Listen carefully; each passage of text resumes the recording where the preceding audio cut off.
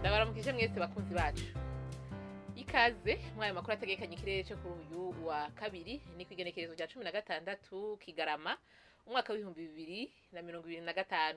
Mu gatondo hitezwe yuko kwaka izuba harimo n'ibicu bike bike ahatari hake mu gihugu cyacu, kiretse mu Cibitoke, Ikaruzi hamwe no mu Kirundo hitezwe ko hazogwa imvura hongere hacemwo hake izuba. Azoba hakanye gusumba handi azoba ari Igitega aho ibipimo by'ubushuhe vyaho bizaba bigera kuri degre Celsius 12. Ku muhingamo naho hitezwe ko hazogwa imvura hose mu gihugu cyacu. Azoba hashushe gusumba handi azoba ari mu Cibitoke, ibipimo by'ubushuhe vyaho bizaba bigera kuri degre Celsius 30.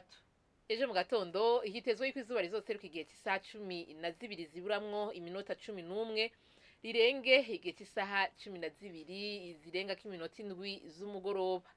Nuko rero ni hano amakuru ategekanye ikirere cyo kuri uyu wa kabiri agarukiye. Mwakoze mwese kuyakurikira, naho ubutaha.